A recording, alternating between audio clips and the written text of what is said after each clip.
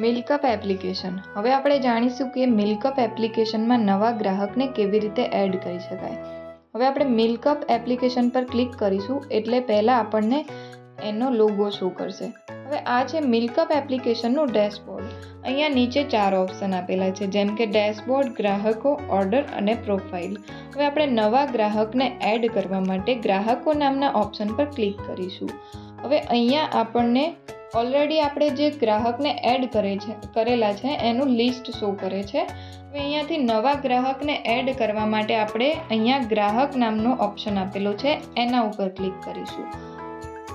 હવે અહીંયાથી આપણે જો આપણા મોબાઈલમાં ગ્રાહકનો નંબર પહેલાંથી એડ હશે તો અહીંયાથી સર્ચ કરીને અહીંયાથી સિલેક્ટ કરીને એને આપણે એડ કરી શકીશું. હવે અહીંયાથી એડ થઈ ગયો.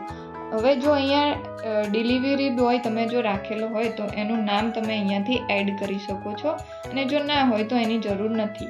હવે અહીંયાથી દૈનિક ઉમેરોનો ઓપ્શન આપે છે, એના ઉપર ક્લિક કરીશું. અહીંયા તમારી બધી જ પ્રોડક્ટનું લિસ્ટ પ્રોવાઈડ કરેલું છે, જેમાંથી તમે અત્યારે જે તમારા નવા ગ્રાહકને એડ કર્યો એને તમે રોજ ગાયનું દૂધ જેમ કે પ્રોવાઈડ કરો છો, તો આપણે ગાયના દૂધ પર ક્લિક કરીશું. હવે અહીંયા ગાયનું દૂધ જેમ કે 100 રૂપિયા લીટર છે, તો આપણે અહીંયા 100 રૂપિયા એડ કરીશું. હવે અહીંયા તમે રોજ સવારે ગાયનું દૂધ 1 લીટર પ્રોવાઈડ કરો છો, તો આપણે 1 એડ કરીશું. અને રોજ સાંજે તમે 500 ગ્રામ દૂધ એટલે કે અડધો લીટર દૂધ તમે રોજ પ્રોવાઈડ કરો છો, તો અહીંયા 0.5 એડ કરીશું. હવે અહીંયા તમે ગાયનું દૂધ રોજ સવારે એને રોજ નથી આપતા, એક દિવસ આપો છો ને એક દિવસ નથી આપતા, તો અહીંયા જે કલર આપેલો છે એમાં બ્લુ કલર છે એ આપેલો છે રોજ તમે જે પ્રોવાઈડ કરો છો એના માટે, અને જે ગ્રે કલર છે એ તમે નથી આપતા એના માટે. તો આપણે એક દિવસ સિલેક્ટ કરીશું ને એક દિવસ નહીં કરીએ. એનો મતલબ બ્લુ જે છે એ આપીએ છીએ એના માટે, અને ગ્રે જે છે એ નથી આપતા એના માટે છે. તો આપણે અહીંયા એક દિવસ આપીએ છીએ ને એક દિવસ નથી આપતો, તો એ રીતે આપણે અહીંયા સિલેક્ટ કરી લીધું. હવે અહીંયાથી સબમિટ કરો પર ક્લિક કરીશું એટલે ગાયનું દૂધ આપણું એડ થઈ ગયું. પછી એને સાથે સાથે ભેંસનું પણ દૂધ જોઈએ છે, તો અહીંયાથી પ્રોડક્ટ પર ક્લિક કરીશું. અહીંયા ભેંસના દૂધ પર ક્લિક કરીશું. ભેંસનું દૂધ જેમ કે 75 રૂપીસ લીટર છે, તો આપણે અહીંયા 75 એડ કરીશું. હવે અહીંયા તમે ભેંસનું દૂધ રોજ સવારે 2 લીટર આપો છો, તો અહીંયા 2 પર ક્લિક કરીશું. અને એને રોજ નથી આપતા તમે, જેમ કે એક દિવસ આપો છો અને 2 દિવસ નથી આપતા, તો અહીંયા 2 દિવસમાં ગ્રે કલર સિલેક્ટ કરી લઈશું.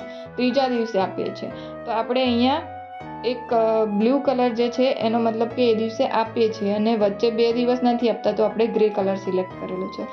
અને એને સવારે આપીએ છીએ આપણે 1 લીટર દૂધ ભેંસનું, તો એને એક દિવસ આપીએ છીએ ને એક દિવસ નથી આપતા, તો એ રીતે આપણે અહીંયા ગ્રે કલર સિલેક્ટ કરી લઈશું. બ્લુ કલર છે આપ્યું એના માટે, ને ગ્રે કલર છે નથી આપ્યું એના માટે. હવે આ રીતે આપણે ભેંસનું પણ એડ કરી દીધું. હવે સબમિટ કરો પર ક્લિક કરીશું એટલે આપણે ગાયનું અને ભેંસનું આપણે નવા ગ્રાહકને કેટલું દૂધ કઈ રીતે પ્રોવાઈડ કરીએ છીએ એની આ પ્રોસેસ હતી. હવે આપણે જોઈશું કે આપણો કસ્ટમર અહીંયાથી આપણે જે અત્યારે એડ કર્યો એ અહીંયા શો કરશે. જો અહીંયા આપણે અત્યારે એડ કર્યો હવે આપણે જોઈશું કે આપણા મોબાઈલ નંબરમાં આપણા મોબાઈલના કોન્ટેક્ટ લિસ્ટમાં એ ગ્રાહકનો નંબર સેવ નથી, તો અહીંયા મેન્યુઅલી ઉમેરો પર આપણે ક્લિક કરીશું. હવે અહીંયા ગ્રાહકનું નામ લખીશું આપણે. હવે અહીંયા ગ્રાહકનો મોબાઈલ નંબર એડ કરીશું. હવે અહીંયા ડિલિવરી બોય હોય તો એનું નામ, અને ના હોય તો નહીં નાખીએ. તો હવે અહીંયા ગ્રાહક ઉમેરો પર ક્લિક કરીશું એટલે અહીંયાથી આપણને ગ્રાહક ઉમેરવા નહીં દે, કેમ કે મેં અહીંયા 9 ડિજિટનો નંબર એડ કરેલો છો. એટલે હવે અહીંયા હું 10 આંકડાનો નંબર પ્રોપર નાખીશ ત્યારે જ મને અહીંયાથી ગ્રાહકને એડ કરવા દેશે. તો હવે હું ગ્રાહક ઉમેરો પર ક્લિક કરીશ એટલે અહીંયાથી એડ થઈ જશે. હવે અહીંયાથી દૈનિક ઉમેરોનો ઓપ્શન આપેલો છે, જેમ આપણે આગળની પ્રોસેસ કરી એવી રીતે અહીંયા પણ આપણે દૈનિક ઉમેર પર ક્લિક કરીશું.